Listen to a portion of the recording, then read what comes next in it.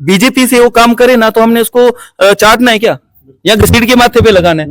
अगर कोई कांग्रेस में वो काम नहीं कर रहा तो हमने क्या करना है, उसका अचार डालना है क्या, उसका नहीं डालेंगे ना। हम जो भी कैंडिडेट भेज रहे हैं वो जनता की भलाई के लिए भेज रहे हैं, वो अपना पेट भरने के लिए थोड़ी ना भेज रहे हैं। जनता की आवाज उठाएगी तो वेल एंड गुड, नहीं उठाएंगे तो 5 साल के बाद जनता के पास फिर डिसीजन होता है, वो चेंज कर देते हैं। ठीक है, देखा जीवनलाल जी को कैसे चेंज किया गया, ठीक है, क्योंकि उन्होंने काम नहीं करवाए अपने टेन्योर में। ठीक है, हमारी यहाँ पे कुछ कॉन्स्टिट्यूंसीज ऐसी हैं वहां पे काम नहीं हुआ है। हमारी कठुआ डिस्ट्रिक्ट में लगभग 6 कॉन्स्टिट्यूंसीज थी, उनमें से 5 के ऊपर कब्जा किया है भारतीय जनता पार्टी ने, और सिर्फ एक ही कॉन्स्टिट्यूंसी ऐसी है जो है बनी, वहां से इंडिपेंडेंट कैंडिडेट जिनका नाम डॉक्टर रामेश्वर जी हैं, उन्होंने वहां से विन किया है। तो ऑब्वियस सी बात है उनके ऊपर चर्चा तो बनती है आज। तो अभी सुनने में आ रहा है कि वो एनसी के साथ गठबंधन में जाने वाले हैं। तो आपको क्या लगता है कि अब उनको एनसी के साथ शामिल होना चाहिए या नहीं होना चाहिए? कितना आप उनका इसमें फायदा देखते हो, कितना इसमें उनका आप लॉस देखते हो? जरा अपने थोड़े से व्यूज जो हैं वो इनके ऊपर दे दीजिए, बताइए। देखिए कुलदीप जी, पहले तो बहुत बहुत धन्यवाद देना चाहता हूं मैं आपको कि आपने मेरे को यहाँ पे बुला के अपनी बात रखने का मौका दिया। तो बहुत बहुत मुबारकबाद भी उनको देना चाहता हूँ डॉक्टर रामेश्वर जी को कि वो बनी कॉन्स्टिट्यूंसी से इलेक्ट हुए हैं एज ए एमएलए। तो रहा यहाँ तक की सवाल कि वो इंडिपेंडेंट कैंडिडेट किस पार्टी को ज्वाइन करेगा, तो अगर बनी की बेहतरी के लिए अभी उनको ज्वाइन करना है, कुछ इस तरह से सर्कमस्टांसेस हैं, तो मेरे को तो यही उम्मीद पड़ती है कि वो एनसी को ही ज्वाइन करेंगे, क्योंकि एनसी एक रूलिंग पार्टी है और रूलिंग पार्टी के साथ जाना उस एरिया की डेवलपमेंट के लिए सही डिसीजन है। और जहां तक मुझे लगता है कि रामेश्वर जी अगर एनसी पार्टी ज्वाइन करते हैं तो बनी की डेवलपमेंट के लिए बहुत अच्छा काम होगा, क्योंकि रूलिंग पार्टी हमारी रहेगी एनसी प्लस कांग्रेस, और जो अपोजिशन है वो भारतीय जनता पार्टी है, और अपोजिशन में आने का कोई फायदा नहीं है अगर अपने एरिया की डेवलपमेंट करवानी है। तो उसके लिए रूलिंग पार्टी के साथ जाना एक बेटर डिसीजन है। तो मेरे को लगता है कि वो उनका एक बेटर डिसीजन रहेगा कि अगर एनसी के पास वो जाएंगे। तो आपको नहीं लगता है कि एनसी के साथ जाने से उनको जो इम्पोर्टेंस है वो कम मिलेगी वहां पे? क्योंकि अभी उनकी सरकार फुल मेजोरिटी में, उनको किसी अदर कैंडिडेट की आई थिंक इतनी ज़्यादा जरूरत तो नहीं पड़ने वाली है। तो अगर ये उनके साथ जाते हैं तो क्या उनके साथ रहकर इनको वहां पे अच्छी खासी इम्पोर्टेंस, अच्छी खासी रिस्पेक्ट मिलने के कितने % आप चांसेस मानते हो? और साथ ही साथ क्या उनको कोई अच्छी पोजीशन मिल सकती है, कोई अच्छी खासी मिनिस्ट्री भी मिल सकती है, नहीं मिल सकती है? जरा इसके ऊपर भी थोड़ा सा अपने व्यू दीजिए। देखिए कुलदीप जी, यहाँ तक मुझे लगता है कि जैसे कि अभी ये इंडिपेंडेंट कैंडिडेट जीते हैं, उसके बाद ये पार्टी ज्वाइन करेंगे, पार्टी ज्वाइन करने के बाद इनको कोई मिनिस्ट्री मिले या ना मिले वो रही पार्टी के डिसीजन की बात, ठीक है। बट यहाँ तक मुझे लगता है कि अगर इनको हेल्थ मिनिस्टर बनाया जाए तो हेल्थ सेक्टर को ये इंप्रूव कर सकते हैं हमारे जेएंडके के अंदर, क्योंकि ये खुद उसी फील्ड से बिलोंग करते थे, ठीक है। मीन्स कि इनको हेल्थ सेक्टर से बिलोंग करते हैं, हॉस्पिटल में एज ए डॉक्टर रह चुके हैं ये, तो इनको पता है कि क्या कमियां आती हैं हॉस्पिटल्स में, किन मुश्किलात का सामना करना पड़ सकता था, ठीक है, क्या चीजें जो हॉस्पिटल्स में नहीं है वो भी अच्छी खासी जानकारी ये रखते हैं। तो जिस कारण से अगर इनको हेल्थ मिनिस्ट्री वो देते हैं तो वो एक बहुत अच्छा डिसीजन रहेगा एनसी के लिए। और यहाँ तक मुझे लगता है कि जम्मू की जो मिनिस्ट्री है जम्मू प्रोविंसेस में, तो उनके कैंडिडेट बहुत कम जीते हैं, तो जिस कारण से एक अच्छी न्यूज के तौर पे या एक अच्छा डिसीजन पार्टी का हो सकता है कि जिससे कि वो रामेश्वरी अगर ज्वाइन करते हैं तो उनको एज ए हेल्थ मिनिस्टर बनाया जा सकता है। बाकी रही बात उनकी पार्टी डिसीजन की, तो वो पार्टी ही डिसाइड करती है कि किसको कौन सी मिनिस्ट्री देनी है। तो लोग हैं उन्होंने ये सवाल उठाना स्टार्ट कर दिए हैं कि डॉक्टर साहब जो थे, इलेक्शन से पहले का जो उनका रवैया था वो थोड़ा अलग था, इलेक्शन होते जीतने के बाद उनका रवैया थोड़ा हमें चेंज था सा दिख रहा है। शायद उन लोगों को इनसे उम्मीद थी कि ये जैसे ही बैनर साबित होंगे बनी कॉन्स्टिट्यूएंसी से तो उसके बाद ये बीजेपी में जाएंगे। तो कुछ लोग ऐसे भी हैं जिन्होंने इनको वोट ही इसलिए दिया क्योंकि उनकी सोच ऐसी ही थी कि ये बीजेपी को ही बाद में जाके ज्वाइन करेंगे। तो अब उनका क्या है सर, उनके बारे में थोड़ा सा बताइए, उनका ये सवाल है उन लोगों का।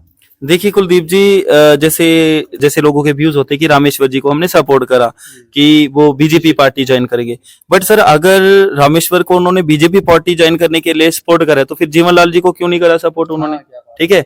क्योंकि अगर जो भारतीय जनता पार्टी का वोटर है वो तो जीवनलाल को वोट देगा, चाहे जो मर्जी खड़ा हो जाए, ठीक है। आपने ये देखा होगा हमारी बिलावर कॉन्स्टिट्यूएंसीज के अंदर, हमारी अदर कॉन्स्टिट्यूएंसीज कठुआ में मैक्सिमम बीजेपी को वोट किया हुआ है। तो रही बात पार्टी के बेसिस के ऊपर। तो मेरे को नहीं लगता कि इनको एज ए पार्टी के बेसिस को देख के वोट दिया गया है, क्योंकि एक अच्छा चेहरा है, अच्छे काम करते हैं, लोगों की बात सुनते हैं, ठीक है। क्योंकि कल हमने उनसे मुलाकात हुई और जब उनसे मुलाकात की तो उनका नेचर मेरे को बहुत अच्छा लगा, ठीक है। मीन्स की छोटे से भी मिल रहे हैं, बड़े से भी मिल रहे हैं, ऐसी बात नहीं है कि वो सिर्फ एक अमीर लोगों से मिले, ठीक है। वो हर एक बंदे से मिल रहे हैं, ठीक है, और सबको साथ लेके चल रहे हैं। तो ये एक बहुत ही अच्छा उनका डिसीजन रहने वाला है, ये बहुत ही अच्छा उनका एक फैसला है कि सबको साथ लेके चलना है। और जीतने के बाद उनका जो पोस्ट इलेक्शन एटीट्यूड है, मेरे को अभी तक तो उनका चेंज नहीं लगा। इन फ्यूचर आगे क्या होता है वो देखेंगे, अभी बहुत समय है, 5 साल दिए हुए हैं। तो मैं एक गुजारिश करना चाहता हूँ लोगों से भी कि जो इस तरह के कमेंट करते हैं कि हाँ भाई भारतीय जनता पार्टी एक हिंदू पार्टी है या अदर पार्टी एक हिंदू पार्टी, तो प्लीज हिंदू मुस्लिम्स को टारगेट मत करिए। हम भाईचारे से रहते हैं, हमें रहने दीजिए। कौन सी पार्टी हिंदू है, कौन सी मुस्लिम है, उसको रहने दो, ठीक है। बट अगर आपको अपने एरियाज की डेवलपमेंट करनी है तो फिर हिंदू मुस्लिम का कंसेप्ट नहीं आना चाहिए। जो आपके एरिया की डेवलपमेंट करेगा आप उसी को वोट करोगे। तो अगर वो एक अच्छा काम करते हैं 5 इयर्स के अंदर, तो नेक्स्ट टाइम भी मेरे को लगता है कि उन्हीं को लोग सपोर्ट करेंगे, क्योंकि उनको वोट दिया हुआ है डेवलपमेंट के लिए, ना कि कास्ट के बेसिस के ऊपर, ना ही रिलीजन के बेसिस के ऊपर, ठीक है। तो जितने भी कैंडिडेट्स हैं उन सभी से यही गुजारिश करूंगा कि अपने एरिया की डेवलपमेंट करवाइए और नेक्स्ट टाइम पे आपको एक अच्छी अपॉर्चुनिटी मिलेगी फिर से, और लोग फिर से आपको सपोर्ट करेंगे। सर ऐसा लोग क्यों सोचते हैं, जरा इसके ऊपर थोड़ा सा अपने विचार रखिए कि बीजेपी में जाने के बाद ही उनको क्यों लगता है कि इनको ज्यादा फायदा मिलने वाला है।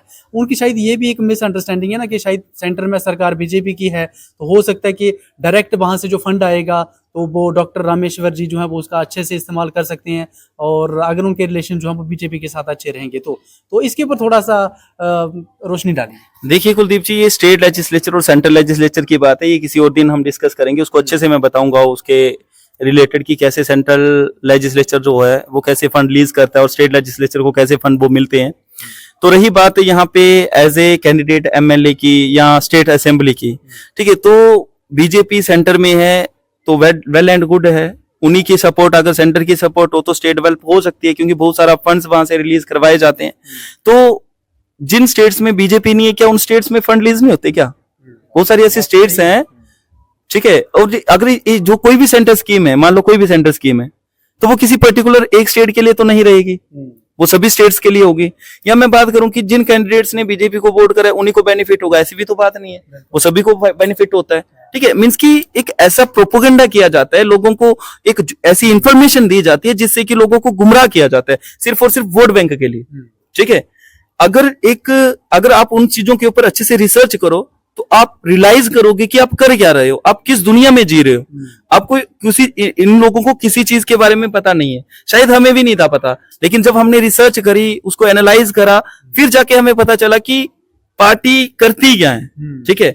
मीन्स की उस चीज के बारे में डिटेल स्टडी करने के बाद, ठीक है। तो मीन्स की जैसे कि कुछ लोगों का ये मानना है कि अगर बीजेपी में है तो वो एक देश हित की बात कर रहे हैं, जो बीजेपी को सपोर्ट नहीं करता तो लोग उसको क्या बोलते हैं कि ये देशद्रोही है, ठीक है। मींस की अगर हम एक सिंगल पार्टी को अप्रोच करते हैं तो हम देश हित में, अगर हम उस पार्टी को अप्रोच नहीं करते हैं तो हम देशद्रोही हो गए, ठीक है, हम एंटी इंडियन हो गए। ये तो बिल्कुल गलत है ना, ये एक टाइप का डिक्टेटरशिप है।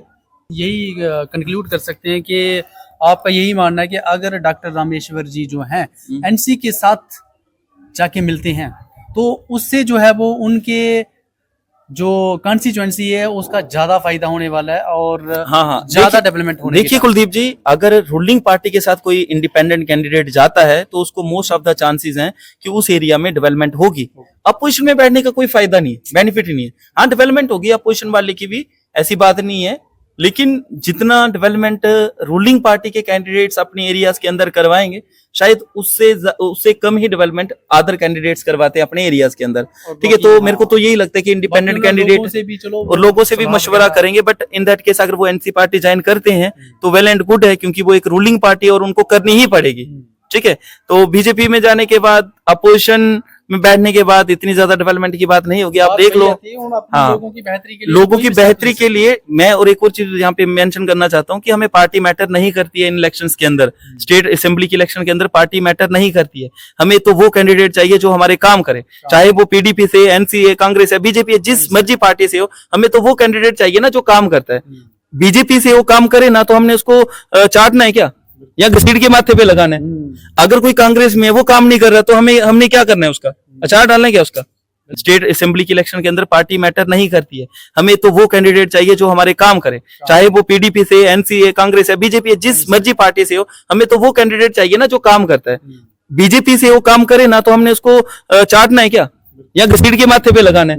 अगर कोई कांग्रेस में वो काम नहीं कर रहा तो हमने क्या करना है, उसका अचार डालना है क्या, उसका ग्राउंड लेवल पे जीरो काम है। लेकिन एक पार्टी को देख के वोट दिया जाता है, वो गलत है। लोग खुद अवेयर होंगे लोग अवेयर, लोग इस चीज को मानेंगे, लेकिन उसके लिए टाइम लगेगा। अभी फैक्ट्स की बात तो कोई नहीं करता ना यहाँ पे, सिर्फ कुछ 2-4 चीजें गिनवाने से आप ये नहीं बोलोगे कि हमारा देश तरक्की कर रहा है। जब आप उसको रियलाइज करोगे, आप उस फैक्ट्स की डिटेल जानकारी लोगे, तब जाके आपको पता चलेगा कि आपका देश तरक्की कर रहा है या क्या हो रहा है। जिस देश का युवा आज बेरोजगार है, पढ़ लिख के, बताओ वो देश कहाँ तरक्की करेगा।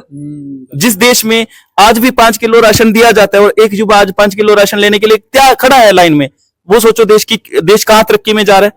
हमारे देश में मोर देन 70 ईयर्स से ज्यादा साल हो गए देश को आजाद हुए, लेकिन आज हर एक युवा लाइन में खड़ा है 5 किलो राशन फ्री के लिए।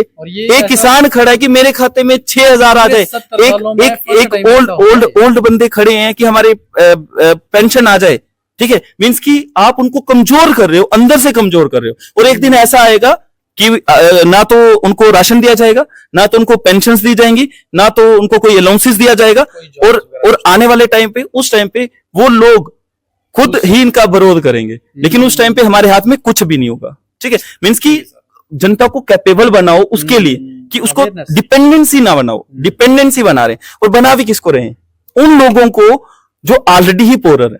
ठीक है, अब बात करते हैं कि मिडिल क्लास फैमिली को तो इन्होंने गोद के रख दिया ना, बिल्कुल क्रश करके रख दिया। ना तो वो आगे का, ना तो वो पीछे का, ना तो वो रिजर्वेशन में आता है, ना तो अपने से कुछ काम कर सकते हैं। तो बहुत ज्यादा उसके साथ नाइंसाफी हो रही है, ये चीज मैं क्लियर कर रहा हूँ। ठीक है सर, तो दोस्तों आई होप आपको इस वीडियो से जानकारी जरूर मिली होगी कुछ ना कुछ, कि डॉक्टर रामेश्वर जी को कौन सी पार्टी इस टाइम ज्वाइन करनी चाहिए, कौन सी नहीं करनी चाहिए, इसके ऊपर अच्छे से रोशनी डाल दी हमारे अंशु सर ने। तो ऐसे ही अच्छी वीडियोस, एक इंफॉर्मेशनल वीडियोस देखने के लिए प्लीज सब्सक्राइब कर लें हमारे इस यूट्यूब चैनल को। और साथ ही साथ दोस्तों कमेंट बॉक्स में जरूर बताना कि डॉक्टर रामेश्वर जी को इस टाइम कौन सी पार्टी जो है वो ज्वाइन करनी चाहिए। और ऐसी ही इंफॉर्मेटिव वीडियो हमारी आती रहेगी, बिल्कुल आती रहेंगी ऐसी वीडियो करने के लिए ऐसी वीडियो डालते रहेंगे। अब सर एक नेक्स्ट सीरीज की बात करें तो नेक्स्ट सीरीज हम कुछ कॉन्स्टिट्यूशन के ऊपर रखेंगे।